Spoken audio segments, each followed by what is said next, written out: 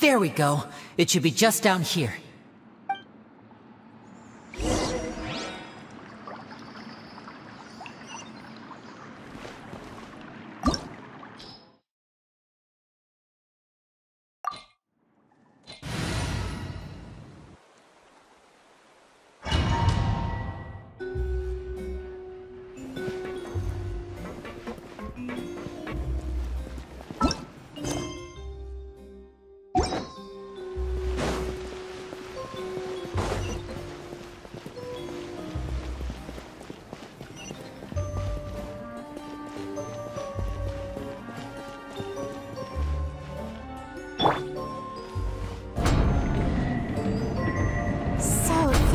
Cesar's workshop. Nothing suspicious here, just normal magic props. Let's head in further. What was that? Oh, is this one of Cesar's gadgets? Guess we must have triggered some sort of device.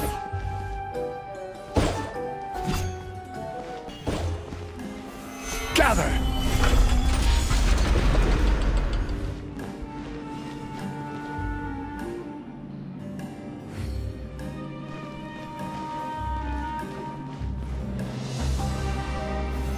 Solidified! I will have order!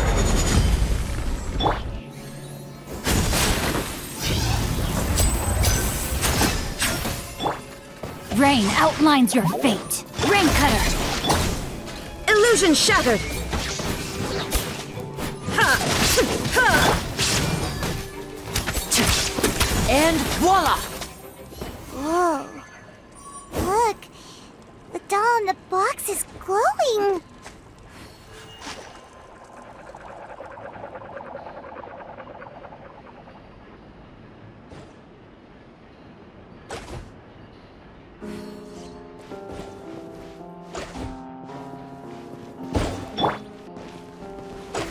Gather! There's something written on the card on this doll. Let's take a closer look.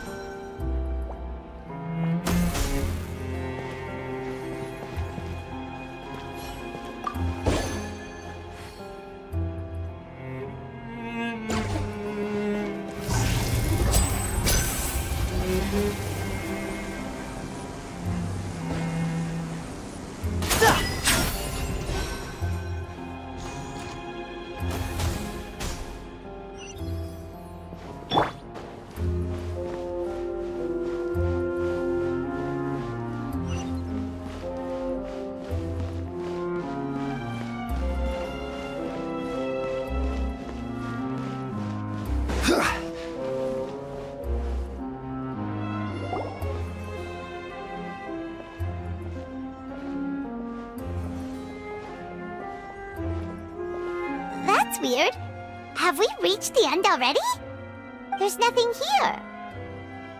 Maybe this was a wasted trip. This place seems a little too ordinary for a magician's workshop. There's a distinct lack of mystery. We've triggered quite a few devices on the way here. I'm starting to wonder whether Cesar built this whole place as one big, elaborate magic contraption. If so, then there must be more to this place than meets the eye. Maybe a hidden room somewhere. Aha! If I just move this book, then hopefully... and... presto! A secret passageway! How did you know? I'm a magician too, and apparently great minds really do think alike. Looks pretty big inside. Let's head in and take a look around.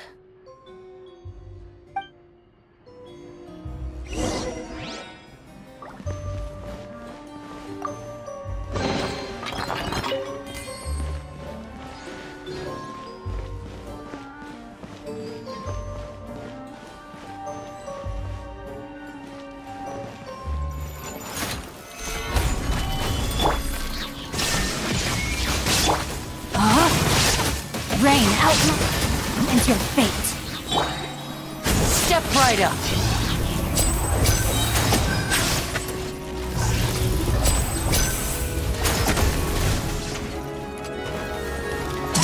A round of applause. Now disappear.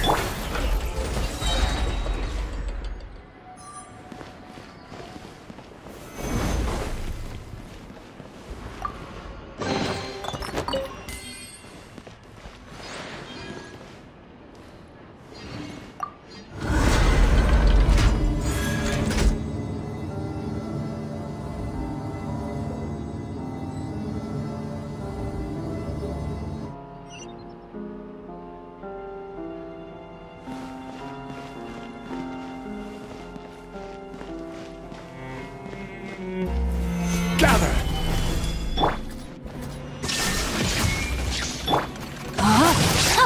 Rain outlines your fate. Let me weave it. And voila!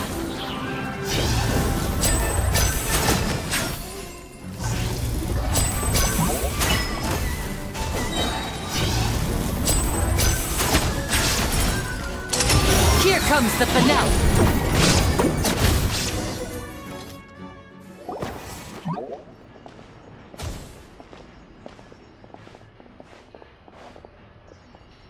Why have you stopped, Lyney? Is there some device in that box? Huh. It just looks familiar somehow. Let me check this out for a second while you guys go on ahead. If anyone makes a major discovery, let's rendezvous here. All right, see you in a bit!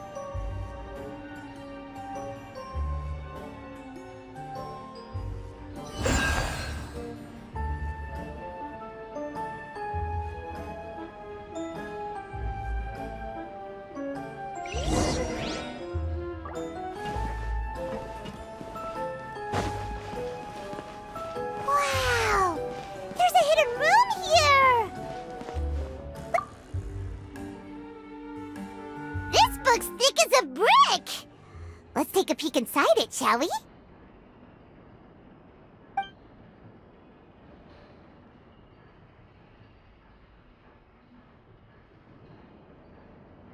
It seems like something's bothering Lorenzo lately, but he won't open up to me about it.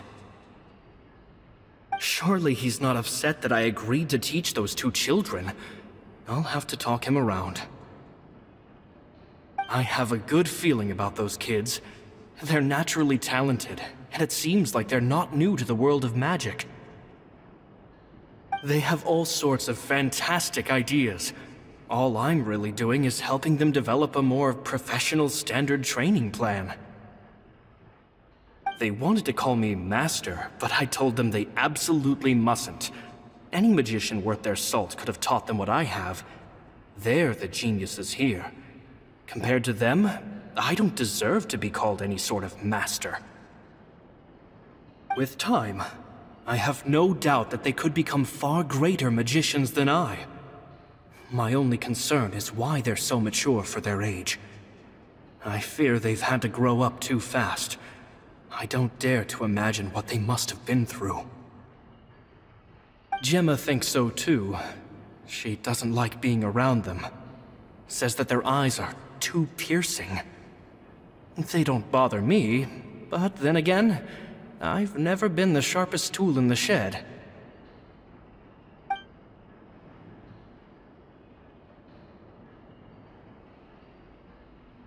Two children came to talk to me after today's show.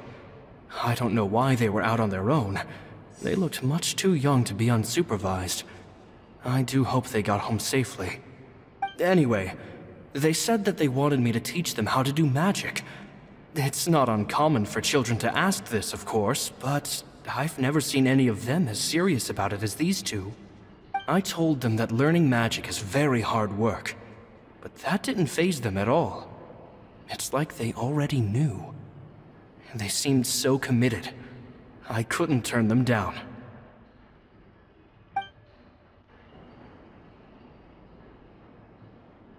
It's nearly time for me to go on tour. I asked the two kids if they'd like to come with me, but they shook their heads. I once overheard them talking about their father and their mission. Sounds like their parents have other plans for them. I guess we'll be parting ways soon. It's only been 10 days since I first met them, but I think that I've gotten a feel for their personalities now. They're very tough, but also very cautious, and they trust no one but each other. This, I fear, is not a good habit to have. They hide things from me too. For example, when I asked them where they live and why they wanted to learn magic, they lied. That's the thing about children. Whenever they're trying to cover something up, it always shows somehow. I can sense that their lives have been hard, possibly even dangerous too. They're not like other children. It's a shame that I can't do more to help them. After thinking things over, I decided to tell them a bit about how I see the world. It's full of lies and falsehoods, and that is why we must find our own truth. P.S. I hope they won't find my nagging annoying. Children are so opinionated nowadays. Will it do them more harm than good for someone they've only known 10 days to lecture them like that? P.P.S. Maybe I'm overthinking this. Children aren't interested in grand philosophies. It probably just went in one ear and out the other. I bet they've already forgotten every word I said. Oh, Cesar, Cesar. Just mind your own business next time.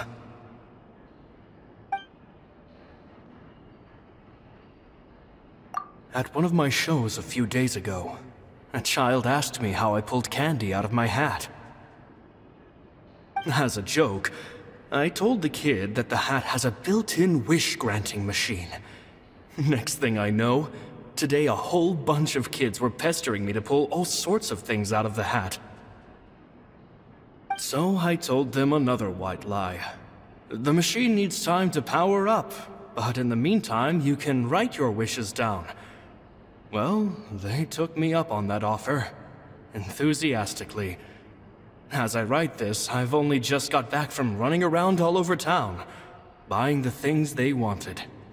Boy, are my legs sore. I wound up saving very little this month, but that's not a major issue.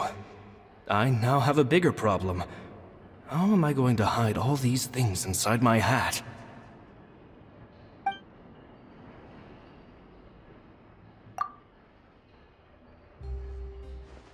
Two magic geniuses with a father and a mission, huh?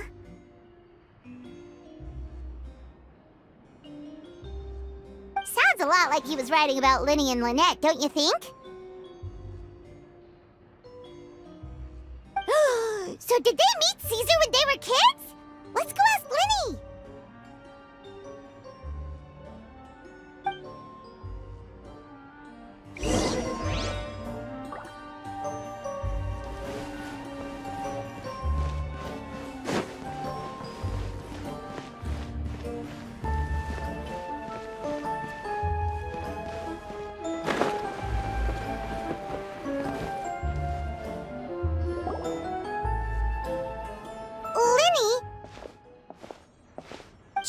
Hold that thought. As I expected, there's a lot of fishy things going on in this place. Fishy? Uh-oh, what have you found? All in good time.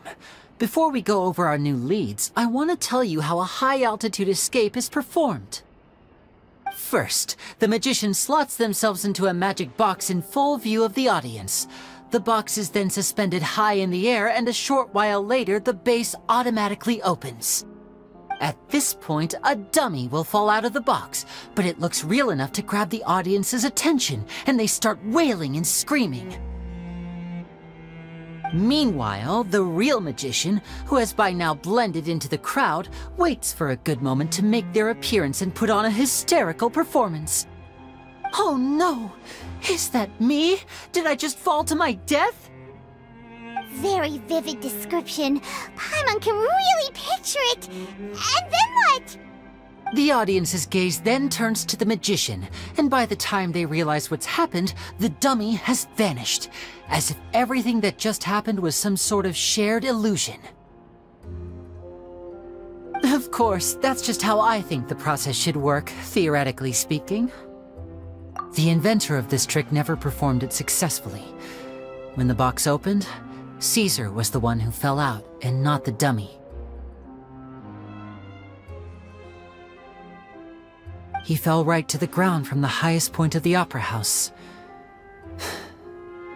No one could hope to survive that fall, not without a vision at least. And no one else has ever attempted this trick since. My understanding of how it works is just based on what I could gather from his notes and the relevant gadgets here in his workshop. So Caesar's famous high-altitude escape has never been done, huh? Paimon was about to say how cool it would have been to see it in person, but if it's that dangerous, it's probably for the best that no one else tries to do it. Wait a second. So if a dummy's supposed to drop out of the box, then where does the real magician go? How does he get out? Glad you asked. That brings us to the secret of said box. This box right here is the one that Cesar constructed himself to use in the performance, and it's not as simple as it looks. Inside, there's a device that only the magician himself would know about. Once the magician's inside and the box is lifted up into the air, the audience's view of the box is fixed at a certain angle. From where they're standing, they have a clear view of the front, sides, and bottom, but the back and the top are now no longer visible. At this point, the magician presses a button inside the box, opening a secret door out of view. He then escapes through this trap door onto the opera house roof, waits for the dummy to fall and distract the audience, and quietly returns to ground level. That's way simpler than Paimon imagined. Even Paimon could probably do it.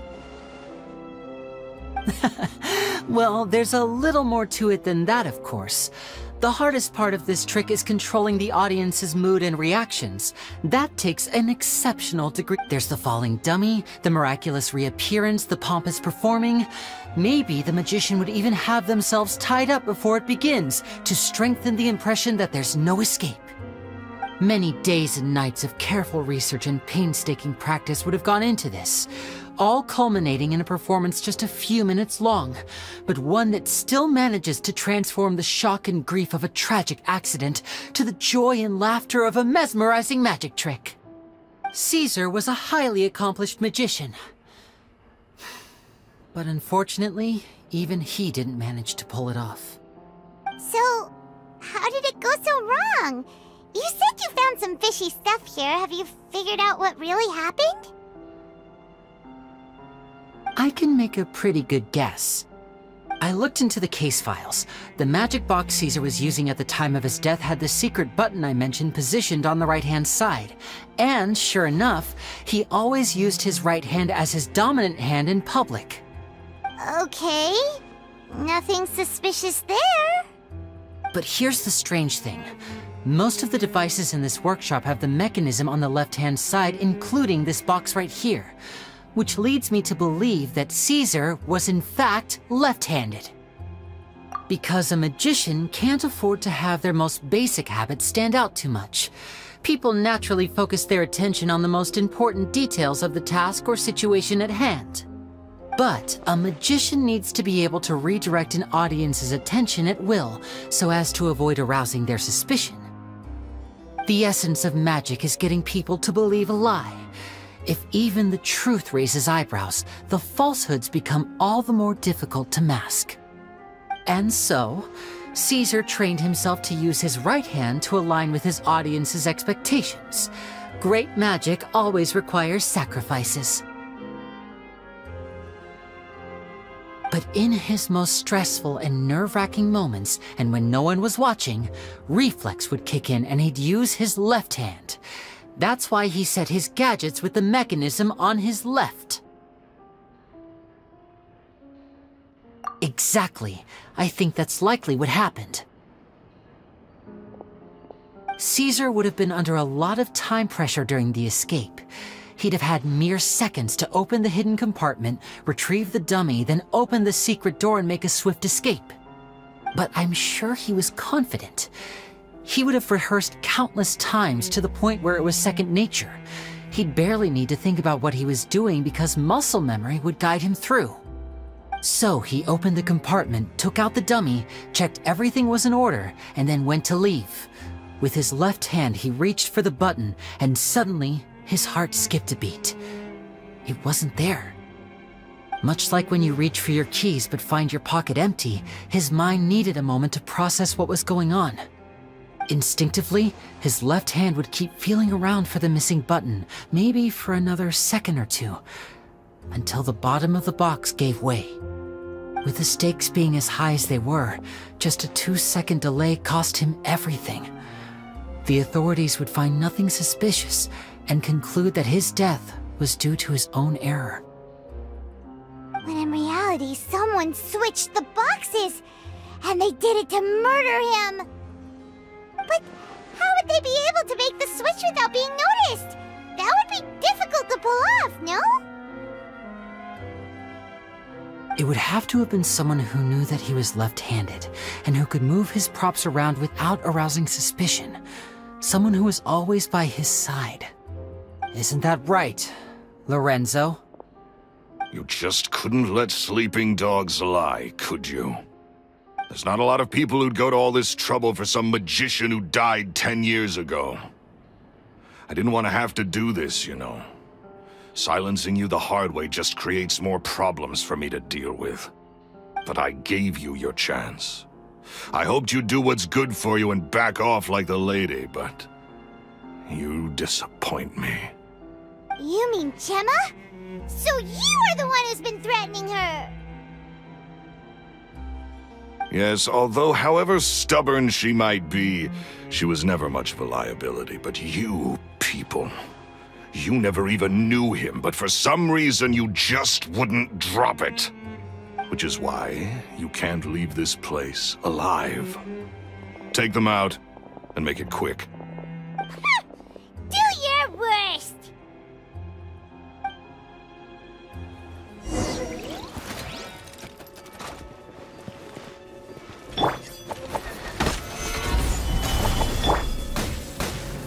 There is no escape!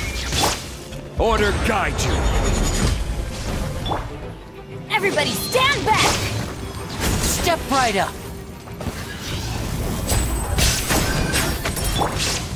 Shine down! Now you shall perish!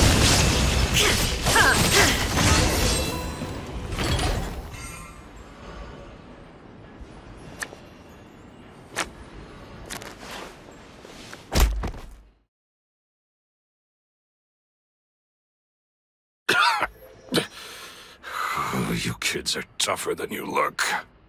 Had enough yet, Lorenzo? Your cronies can't help you now. I think it's high time you started talking, and what I'd really like to know is, why did you murder Cesar? If I had a Mora for every time you said that man's name. Of course you idolized Cesar, everyone else did. But I was the real genius magician. Me! He was just an amateur who did cheap tricks for gullible children. I was the one who made magic into the fine art it is today. The aristocrats doffed their hats to me! So it was jealousy. Jealousy. Hatred, more like. I hated Cesar. All he cared about was his magic. He lived and breathed it. He poured everything into his street performances and his stupid tours like it was just a hobby to him, never bothering to think about Mora. What sort of fool devotes their life to the art of deception and never has a Mora to show for it? But the people loved him, didn't they? Oh, how they looked up to him. No one gave me a second look. All I ever heard was, "Oh, your master's amazing, isn't he?" Amazing. Yeah, so amazing that he was completely broke. Every other apprentice was living it up at their master's expense, but no, not me. I put in all the work, mastered all the skills, and it brought me nothing more than the life I already had. He forbade me from using magic to trick people out of their Mora. There was nothing he hated more than that. And with his reputation in Fontaine, it was too risky for me to go it alone. As long as he was alive, if I dabbled in my own brand of money-making magic, he would expose me, and it would destroy me. I had to kill him. There was no other way. He had to go. And this was your only motive? It was reason enough. What other motive would I need? Well, I was under the impression that there might have been other factors at play. For instance, maybe you were in love with Gemma, but she was engaged to Cesar. In love with Gemma? Don't be ridiculous. Guess I was wrong about that then. Next question. Are you the Phantom Weasel? I am. Cesar was so strict with me. He insisted that his way was the right way, that the sole purpose of magic was to bring joy to the world. I never bought into any of that. I was more interested in the practical value of magic. Sure enough, it helped me fill my pockets with all kinds of valuable treasures. Oh, yeah! Charlotte told us that the weasel would steal whatever people valued, no matter how much it was worth. That's just how it looked from the outside. What would any thief want with second-rate loot? I've only ever targeted high-value items. I stole cheap things as a way of practicing my craft. It was other people's overactive imaginations that conjured up the preposterous image they then dubbed the Phantom Weasel. So, that's the story, huh? Well, I hope you're ready to tell it all over again during your trial. What choice do I have? You're a pack of wolves, and you've got me between your jaws. You've seen what's here, and my last-ditch effort to stop it getting out has failed. What else can I do? So be it. I've enjoyed power and wealth for the last 10 years, the likes of which Cesar could never give me. I wouldn't choose for things to end this way, but I regret nothing. Very well. In that case, I'll contact the guards. Traveler, Paimon, keep an eye on Lorenzo for me. I'll meet you just outside the workshop when I'm back.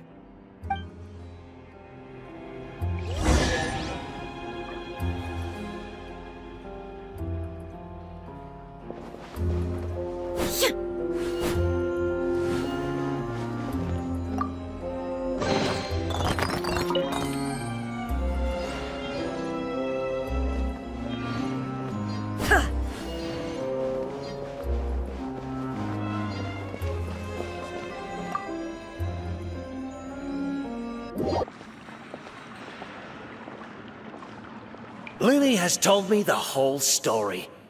Lorenzo, do you confess to the murder of Cesar and to framing him for the Phantom Weasel's crimes? Look who's finally developed a conscience. What kind of disciple murders their own master? I hope it was worth it, because they'll be hell to pay.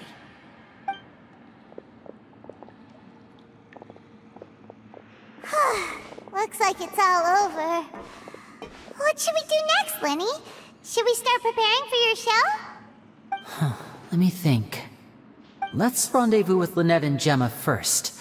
With Lorenzo in custody, Gemma will no longer have to fear for her safety. Good point! We should go tell Gemma the good news right away! It'll give her some peace of mind for sure!